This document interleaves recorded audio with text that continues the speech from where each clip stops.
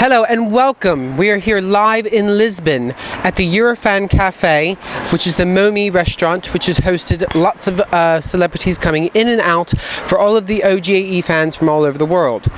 But here we are going to be delivering our prediction for tonight for the grand final.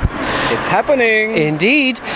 Okay, so I think there's probably 4 countries that everyone's been talking about, being Norway, Israel, Cyprus, and Moldova. Okay, so those are the 4 countries that have sort of been up and down, up and down, and up and down. There are loads of dark horses.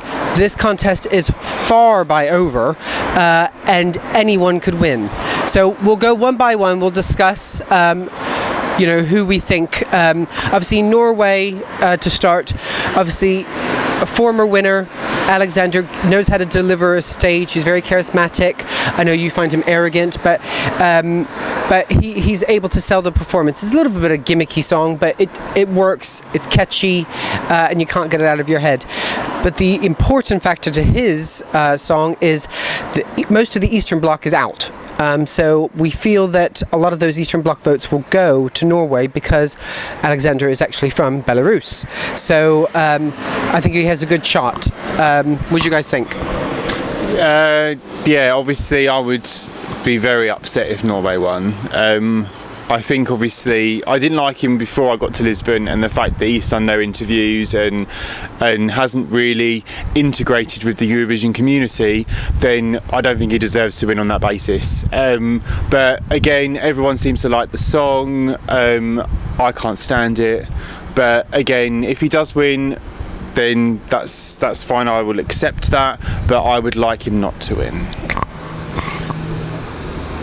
Yeah. How'd you come after that? I think I'm not a huge fan of this song, but it works. Yeah. It's a song that most people can sing along to like this. Yes. You can relate to it. You can feel it. You can feel him in his performance. I think the running order, it could be in his in a good way because he's between a lot of slow songs, but yes, he's really early as number 7 tonight. So will he be a bit forgotten when all the up-tempo songs comes in the end? It's true. Hopefully. It's true. Hopefully. So then on to Israel. Israel's obviously been one of the hot favourites from the absolute beginning. Yeah. It has gone up and down in the betting odds, mostly I think because it is so different that I feel it will slightly alienate the vote. I'm not sure juries are going to get behind this enough for it to win, and it's one of those songs, either you love it or you hate it. So because there's that element of splitting the vote, especially with such a tight contest, I think they're going to potentially just miss out. Yeah, I've loved this song from day one. Netta is absolutely amazing. A lot of my friends back home absolutely love Israel, and they're not Eurovision fans, so that could be in some favour that there is a lot of fans that aren't Eurovision that love her. And for me, the most interesting thing I think, if it was to happen, if she was to win, how it would go about with Salvador giving her the trophy. After all what's been going on recently, basically him sort of dissing her, slagging her off. So it's going to be really interesting to see if that does happen, if she does win, how that's going to be seen in the public and on TV and that. But other than that, besides that, she is an amazing performer. The song is brilliant. It's true Eurovision, and I think it's going to be one of them songs that stays with us for the rest of our lives. Obviously, with Eurovision, it's going to be a classic. It's going to be a yeah, legend. it would be good, obviously, for Israel to host. I, for one, have never been to Israel, so I would like that. But yeah, she's just amazing, and obviously after her recent fall down the stairs, I think she's just made more fans and created an atmosphere with that as well. So yeah, she's brilliant. She's absolutely amazing. And Martin? And I agree totally. I think the main reason why we've seen her not as the big favorite now is that people are getting a bit tired of it. And well, you get of most songs. But tonight, many new viewers will vote. Yeah. Yes. And they could vote for this. Absolutely. And we will see. I'm not sure if she's going to make it, but she will do well. Yes. Okay, so Cyprus. This was sort of a left field favorite. I mean, Cyprus started off being somewhere sort of mid-table, really. A lot of people were saying it was a Beyonce ripoff and things along these lines. But since her performance in semi-final 1, it has exploded and gone into sort of top 5, and it has actually gone to the top on many of the days of the betting odds.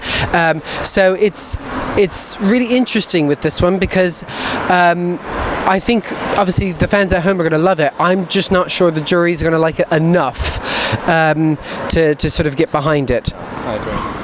I don't agree with that. I do. I don't agree with that. Beyonce rip off my I don't agree with that either. She's just been phenomenal. She is an absolute diva, and I can relate to that.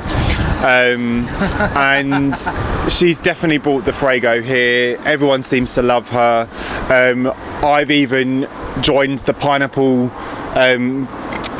clique. Obviously, I'm wearing pineapple underwear tonight, so she's just amazing, and it would be lovely to see her win. And I do think it's kind of, I hate to say this because obviously with what happened with Helena Paparazou being obviously the first to have this song, but I do believe that it kind of takes us back to my number one again with that kind of atmosphere, and I think Eurovision has missed that. We've had some really good winners recently. They have been very serious with really strong messages, but this is just so simple and so classy, in my opinion, that I think she deserves the trophy. Sorry, I'm talking about Cyprus. Oh, you don't talk about this Moldova here, right? Come you fuck my country, fuck your life. Thank you. But Forget it. Fuck your life. Fuck your life. wow. So talking about Cyprus. Hey, I'm sweating. Listen, I never did that. I'm so sweating. Talking about Cyprus, I think this is a clear. Well, it could do very well, and it could win with this running order number. But at the beginning, I was thinking this is a clear fan wank. Yep. Because we've heard it many times. Yes. But I love her. I love the song. But We're gonna have to do that again. no, it's fine. We can edit it. Yeah, it's fine. But still, if she wins tonight, it will be very well deserved. But I'm not sure that the way we feel as Eurovision fans will go through to the audience, because they see the show very different from all the fans. Of course. Okay, and the last sort of hot favorite is obviously Moldova. Yeah. Now, again, with the whole Eastern Bloc being out, obviously Moldova has special connections. Obviously, they have the Kirov factor as well. The performance is so slick. Again, I didn't think the song was anything special. It's fine. It's okay. But it's the performance and presentation of the song that actually takes it to that next level. You cannot watch this performance and not smile. I challenge anyone out there to do that, and I think that's why this one could do really well, both with the juries and the people at home. Yeah, I'm scared to speak now just in case someone else comes over to us. Moldova. We have to mention Portugal as well, actually, probably now, after what we've just experienced. Moldova. I would just like to say that Philip, I can never pronounce his surname. Yeah. I think he has done so well in this, in producing and obviously with the staging. So I think this has obviously been his idea, and he knows what to do. He knows exactly what to do. He has basically not thought of the Eurovision fans, but thought of the Eurovision fans at home, not in the arena. And he's done it very cleverly that it feels like you're a part of it. Yeah. And when I've watched it on the screens here in Lisbon, I've actually felt that, and I felt, yeah, this is actually really good. But when you're watching it in the arena, you can't connect to it. And a lot of the viewers are at home, and a lot of the voting viewers are at home as well. So I think he's just been very clever. It is very sleek. It is it's so cleverly done, the choreography, and I don't know how long they must have spent on this, because obviously with the doors, part of it opens, all of it opens. It is just spectacular. It is a really good performance. So on that basis, I do think they deserve it, because they are delivering such a high quality performance in the choreography, in the vocals, and I think hopefully he's done it because he's so desperate to win. He's come here again to hopefully win, and he's not going to give up until he does. And this could be his year that he gets that sort of tick. Yes, indeed. I agree. And I love this IKEA version of Sergei Lazarev's wall. Indeed. It's amazing. And I showed the show. It round, they recycled it. They recycled it. They had it on demand. But it's so clever thought. You lived a song that it's okay to a whole new level. Yeah. Absolutely. It's amazing, and they look like they have so much fun. Yeah. And I feel that. Yeah, I feel and that that's as well. the main thing, isn't it? So go Moldova, and well, Kirkorov said that a vote for Moldova is a vote for Russia as well. So that will mean something in the voting. Because the last 2 years we haven't had really a happy song, and yes, okay, they've been victorious. Both Ukraine and both Portugal have won, but you haven't had that feel-good song that everyone can relate to. And don't forget, obviously, the last two songs have been in different languages. Yes. And not everyone speaks them, and obviously everyone pretty much understands English. So it'd be really nice to have finally a song that wins in English that everyone can relate to and can enjoy and smile, which I don't think we've had in the last couple of years. Okay. Obviously, as we mentioned before, there's loads of dark horses out there. France has been thrown about quite a bit. Ireland, out of nowhere, who we thought wouldn't even qualify, are now in the top 5 in the odds, which is completely unheard of. Obviously, Australia is still in the mix. It's still arguably the strongest song in the competition for me. Bulgaria, obviously, as well. There are loads of dark horses. I mean, I've heard Denmark actually being thrown about as well. So there's lots of different songs that could potentially sneak up and take the title. But overall, who's our favourite? My favorite, who I'd want to win, is Australia. I'd love Australia to win, and I would love for them to take home the trophy. Unfortunately, I don't think they will do it this year, but who I think will win, I think is going to be Moldova. So I'm just a bit sort of I'd like Malta to win, but that's a very far shot. I would just like to say that I was devastated that she didn't qualify. I know Christabel does follow our website, so if she is watching this, you did yourself proud, you did Malta proud, you did me proud, and I just hope that this experience isn't going to stop you from hopefully achieving your dream, obviously, to get to the final. So maybe you want to come back next year or the year after. But you did absolutely amazing. But yeah, I'm devastated that Malta isn't in. But it's, again, obviously come back to the final now.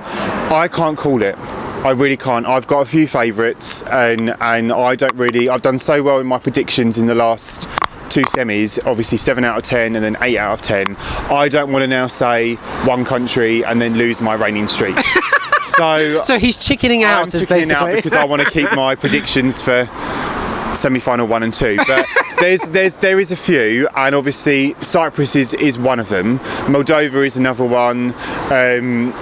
Obviously, getting back to what Fred just said about Ireland, they're reaching out with LGBTQ issues, which I'm obviously a strong believer in as well. So that would be really fantastic if they did.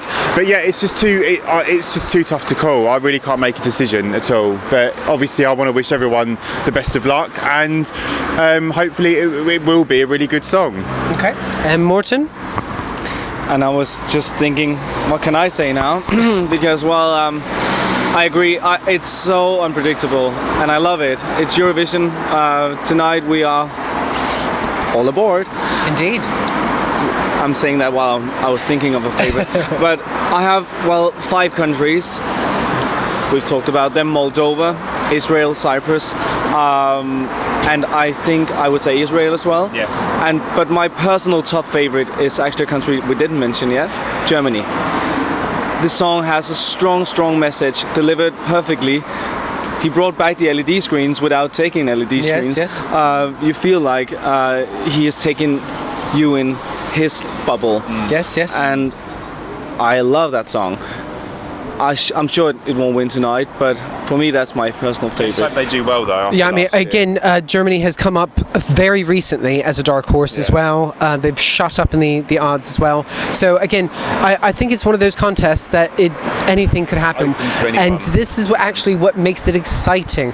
I must say, it's horrible to have a contest where you know the winner before you even go in. Like Portugal last year. This is going to be an amazing contest, and we will not know the winner until the very last vote comes through, which is absolutely amazing, and that was what makes a great contest.